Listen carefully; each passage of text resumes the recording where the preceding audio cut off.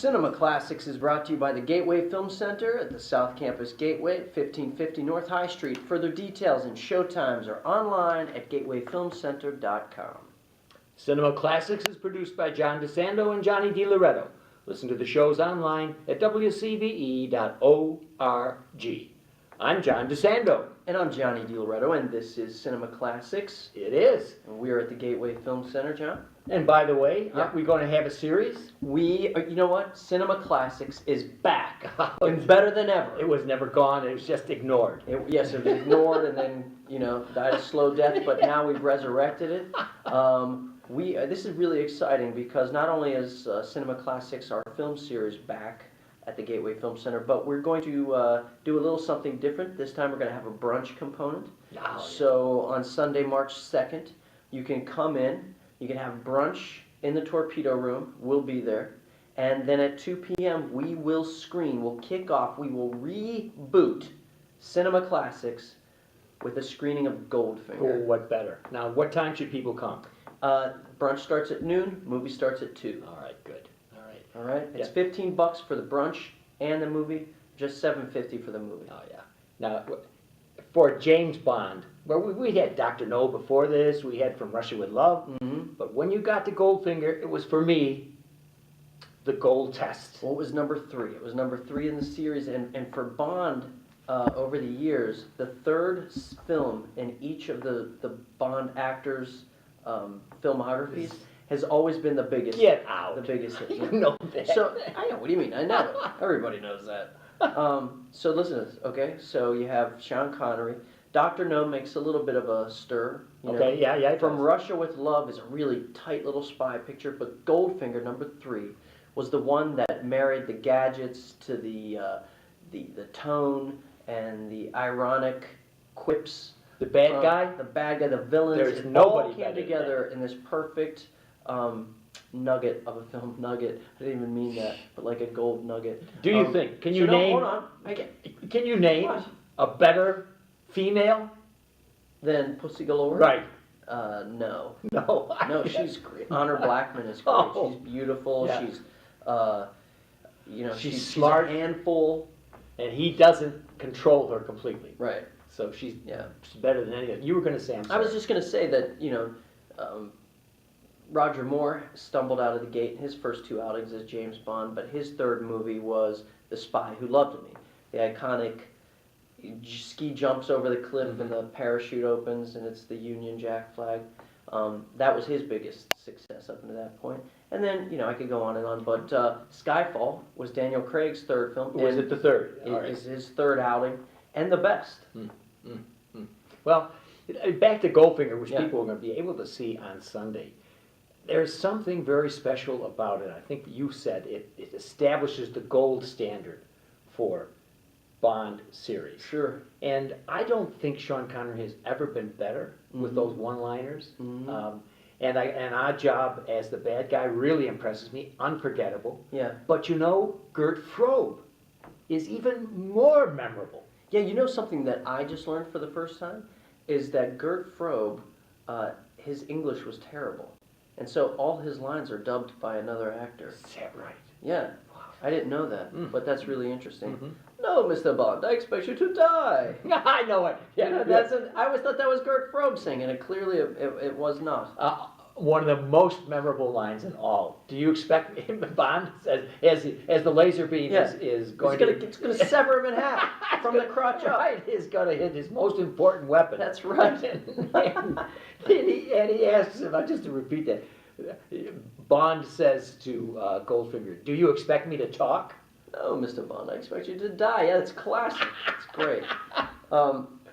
But there are so many great things about this movie. Like I said, the tone, it's the perfect balance between humor, action, suave, it's just Connery in his element. And, that guy, by the way, my son's middle name is Connery. All right, I now you're Franco reminding me. Connery, yeah. No, I just love him. I love the way he looks. I love his style. Connery studied the moves of a panther. Did you know that? No. In order to get his particular on-screen walk down, he studied panthers. Yeah, and ironically, he did it so well, he couldn't really get it off his back for his whole life. Yeah. And so powerful that was. Now, talking visually here, I'm thinking of another unforgettable image, Mm-hmm. Shirley Eaton. Shirley Bassey. And Shirley Bassey for the song. Right. Arguably the best James Bond song ever written. What, are we talking about the best James Bond ever? You know, it's not my personal favorite, although it's one of them, and it does mark a high point in the series. I do love to return to this movie again and again because one, you know, another thing people don't think about is the pacing of this film. It's a little more deliberately paced than you might think. There's a lot of intrigue going on, and you know, I think that's the fun. There are always the classic action scenes, but watching an actor who really nails Bond, who wears that character like the character wears a suit, that's just pure cinema right there. And I love watching Sean Connery just speaking as Bond, thinking as Bond. You know, as a kid, and I've seen this movie many times, but as a kid I always remember that final scene when he is trying to defuse the bomb and it's counting down, you know, and you get this tension like, wow, he only has like, and I had never seen that in a movie before, but the guy only has a minute left to figure out it. Then pretty soon he only has 30 seconds. And then just a few seconds left. And you know what's great is in his eyes you could see he's worried. Bond is clearly worried. He's sweating. He doesn't know how to do it. He doesn't know how to defuse the bomb, right? But he doesn't run. Yeah. And I've always loved that. Oh yeah, yeah. He was, it's not that he was some superhero. He was afraid. He knew that he was going to blow up. Yes. But he didn't run. And that's that character, grace under pressure. That's what I love about James Bond. You know, there have been other settings that have been powerful, for instance, in outer space or in Dr. No's place or whatever. But I think the most audacious thing that they did here was attempt to break into Fort Knox. Yeah. No, it's great. Really, it's brilliant. It's brilliantly done. And you know what the trope became over the years was the villain's compound. That Bond would invade this huge compound, right? Yes. And it happened time and time again in a lot of these movies, including the first one, Dr. No.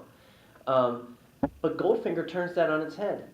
The end scene, any action set piece rather, takes place at Fort Knox. That becomes the villain's compound. And it is a dazzling piece of action film directing. And it's such good tension because in our minds as Americans, this place is unassailable. Fort Knox, we use that as a metaphor. Mm-hmm. You know, and are you going to get into my house? You have to break into Fort Knox. You know, Yeah, right, tough right. guys would use that as an example. And you got a bunch of them. It's just great. Yeah. And all those little jeeps and all the phony soldiers and all of them. Oh, they're all dropping down. But then, It's great, really, man. I mean, a lot of it is slightly hokey. well, that's what I'm talking about. This is the movie that kind of, you know, From Russia with Love, the film that came right before this, is actually plays it pretty straight. Mm-hmm. There's not a lot of gadgetry in that movie. There's not a lot of huge set pieces. From Russia with Love is an espionage film through and through. It kind of tempered some of the more fantastical elements of Dr. No. Mm-hmm. Mm-hmm. So Good Goldfinger represents this, hey, let's mix them both up a little bit. Yeah. Let's take the fantastic and the espionage and put them together, and that's when you get this perfect blend of the Bond aesthetic. And so for a lifetime, Cubby Broccoli was in Clover. After how about this movie? That's Yeah. the producer. His family still is, I believe. I know it They're is. still like overseeing the productions. I've noticed when I think we did a Bond film, and it might have been Goldfinger at Shadowbox at some point. And I was looking at that and being reminded that the pacing that you talked about, which is so good, is, however, still a tad slow compared with today's quick-cutting pacing. Well, yeah, I mean, yes, of course. You know, today is it's frenetic. Yeah. Today's pacing is frenetic. That's what I think is so pleasurable about Goldfinger is, like I said, you're kind of spending all this time with Sean Connery in the role of his career, you know, and watching how he interacts with other human beings, watching him how he interacts with authority, watching how when he's under pressure, watching. You're seeing all this stuff. It's very exciting. It is exciting. It's just more slowly paced. I mean, think about the golf scene. You know, the whole when they're on the golf course together, and Goldfinger's trying to cheat, Oh, yes. and James Bond realizes that he's trying to cheat, and then so he starts undermining the cheating. Like he starts cheating, but doing a better job of cheating than Goldfinger. That is great stuff, man. Well, you know, we had even some powerful imagery, not in Dr. No. You're making me think about, is it Ursula Andress who comes out of the water? Yes.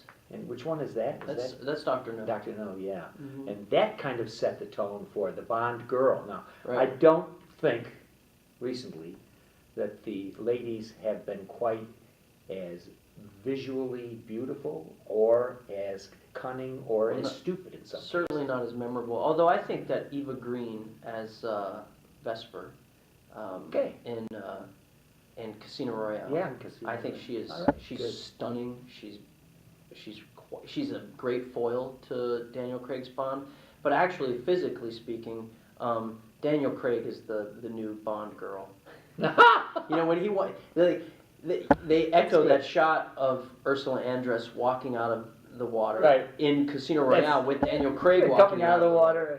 Well, you know, I was so tempted to buy my third tuxedo Mm-hmm. because they now have a James Bond cut. Oh, in is the that tuxedo. right? It's just a little finer lapel. Uh-huh. It's more contoured here, and although it's not a whole lot different from my other, but boy, Yeah. was I tempted because it certainly did look like Craig's Well, tuxedo. if you knew anything about Bond's haberdashery, you would know that he would only have a suit cut to fit him. Oh, exactly. So it's a film cut to fit Sean Connery. And if our audience goes, I don't care how many times they've seen it, you've said it, you've seen it multiple times, it still intrigues you. Absolutely. And you always see something new when you're seeing a film like this in a darkened auditorium. I'm sure that it's been years since anybody has seen it in a theater with an audience. But imagine, we'll be there. I'm really excited to see it with other people and kind of have that. I've never seen Goldfinger on the big screen. So Excellent. I'm thrilled. Don't forget that the brunch component, that starts at noon in our new restaurant, the Torpedo Room, Oh, which is a great. Liz Lesner concept. Great name for our film. That's right. That's right. So the Torpedo Room, brunch at noon, Goldfinger at 2 p.m. Sunday. Sunday, March